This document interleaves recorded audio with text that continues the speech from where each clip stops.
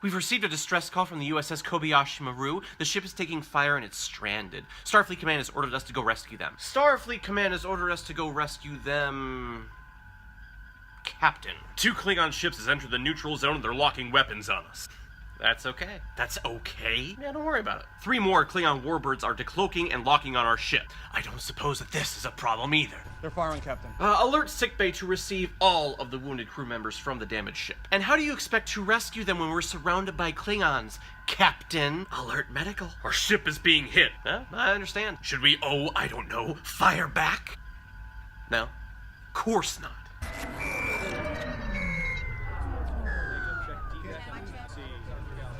What is this? What's going on?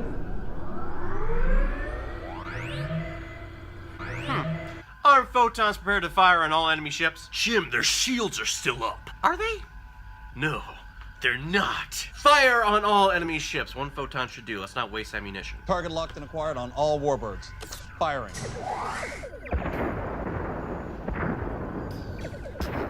All ships destroyed, Captain. Begin rescue of the stranded crew. So, we were able to disable all enemy ships. No one on the ship was injured, and the rescue of the USS Kobayashi Maru is underway.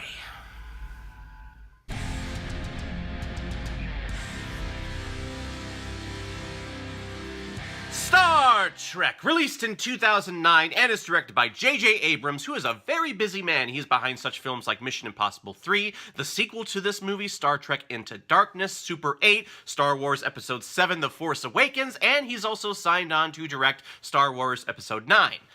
I don't know how many Star Wars fans out there are happy about that, but you know what? I am. The film stars Chris Pine, Zachary Quinto, Zoe Saldana, John Cho, Karl Urban, Anton Yelchin, Simon Pegg, Eric Bana, and Leonard Nimoy. Live long and prosper. And today we are continuing our journey to episode 100 and beyond, where it's episode 72, and it's my favorite sci-fi film, and if you guessed it, that's right, it's Star Trek. The original Enterprise crew is back, but this time things are a little different from the original timeline that we know and love. A rogue Romulan ship appears from a black hole and destroys the USS Calvin and George Kirk along with it. And this one event sends our heroes on an alternate timeline series of events. And along this series of events, we watch James Kirk, Spock, Uhura, Sulu, Scotty, and McCoy grow up with their characters at Starfleet Academy. Of course, until that Romulan ship appears again and threatens to go on a warpath to destroy the Federation. This is the definition of what a reboot should be. It honors and acknowledges the past,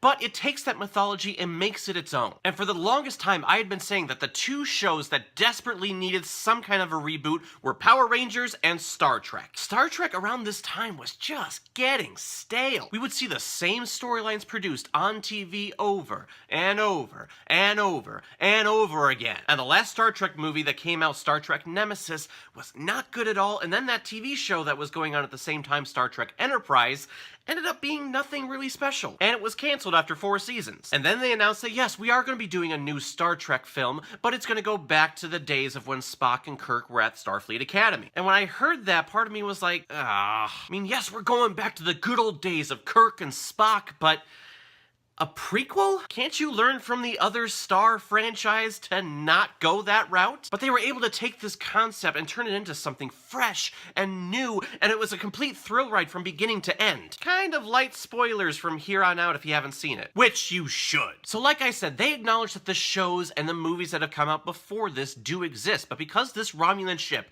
traveled back in time and blew up the USS Calvin, we are on a totally brand new timeline that gives them free reign to go wherever they want. And as a creator, that sparks something inside of me. And that's also very encouraging for me as a Star Trek fan. That means we can see the characters do things that we've never seen them do before, or we can go to planets and galaxies that we've never been to. It's too bad they didn't follow that in the second film, Into Darkness, when they tried to remake Wrath of Khan, which as a Star Trek fan is a blasphemy. But aside from the brand new concept, the reason why this film is such a success for me is the brand new cast of characters. Chris Pine is a wonderful choice to play James T. Kirk. He's got that leading man persona about him. He's young, he's super charming, he has great comedic timing, and you know what? I'll just say it. He's freaking hot. There's really no way of getting around that.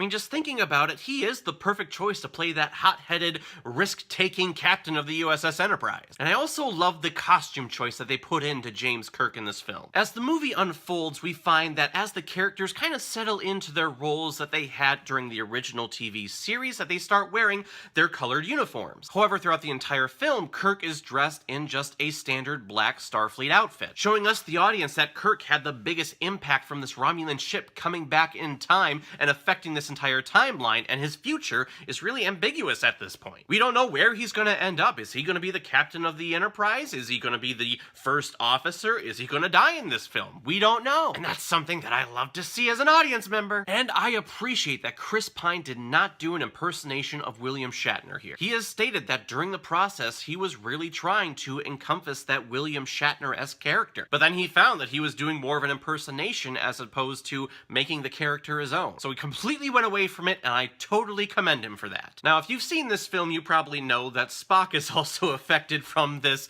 rogue Romulan ship as well. I mean, shit, they blow up his entire planet. But I think the character of Spock is played terrifically by Zachary Quinto, who is a very talented actor, and I have no idea why he's not doing more things in film. And in terms of appearance for casting the role of Spock, I mean, is there a better choice than Zachary Quinto as Leonard Nimoy? It's amazing! But this Spock is played a little bit differently than Nimoy's. Nimoy had that kind of dry, comical sense of humor about him, whereas Zachary Quinto, he's definitely more stern and more serious here. But that's the thing. This is a brand new timeline. We're expecting something different. Karl Urban, of course, is great as Dr. McCoy. Out of all the actors in this film, he toes the line of kind of doing an impersonation of the original Doctor from the original series, but with that original performance of McCoy, you kinda have to. My god, man! Green-blooded hobgoblin. He was basically his character in Dredd, just without the helmet. And he does a great job. John Cho is great as Sulu. Anton Yelchin is doing a terrible Russian accent,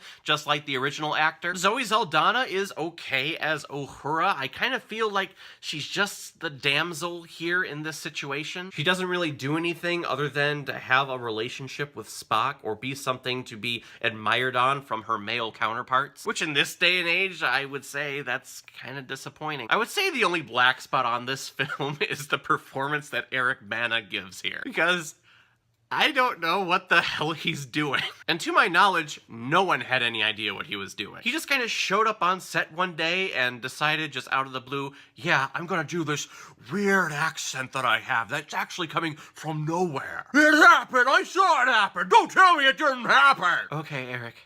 You just keep doing that. We'll focus on these other characters. And that's how I look at this film. Sure, I can take that character apart or kind of take some of the editing apart in this film, but really, when I think about this movie being the best sci-fi film, at least for me anyway, it always comes back to this core group of characters. I love watching them on screen, and I want to see more of them. Plus, I absolutely love the visuals in this film. We get to see the USS Enterprise in space travel the way that kind of space really works. We always see in the other movies and in the TV show, the USS Enterprise is always upright, and it's always, you know, at the correct level with the planet Earth. But no, in space, there are no roads. You can go in any direction. So if that enemy Romulan ship is up here, really the USS Enterprise can be approaching it from this vantage point, not just always this way. Now, something that always bugged me about the TV show, I'm like, why do you always come in from the correct angle? Why not come in from the side or come in from below? It'll catch him off guard. Plus, we also get a lot of exterior shots where the Enterprise is upside down because director JJ Abrams is showing us how space really works. The gravitational pull in the ship is going each direction. I know a lot of people give him flack for all of the lens flares that you see during this picture, but for me, it gives the film a more realistic tone. It kind of presents the story in a way almost like a documentary. If you had a documentary crew right there on the Enterprise bridge and they were filming everything, you would catch little lens flares here and there. I don't know, it just kind of makes me feel like I'm actually on the bridge, that I'm actually in this situation. I don't know, that's just me. I know I'm like way more forgiving on films than the majority of people. But hey, I can't help it. So guys, in the end, Star Trek from 2009 is definitely my favorite sci-fi film. It breathes new life into a franchise that was dying a terrible death, and I love the new cast of characters that they have here. It's awesome to go back to the original crew, but there's just some sort of energy that wasn't there before, and that it's new, and that it's fresh, and I just want to see so much more. Does this film have some problems? Yeah, sure. The villain,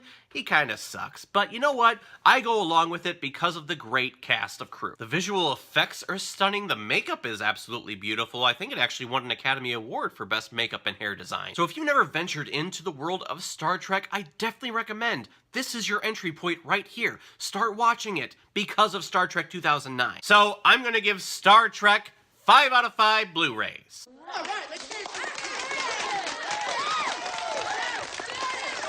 So everyone, we are continuing our journey to episode 100 and beyond, and our journey continues with episode 73, which is my favorite action-adventure film.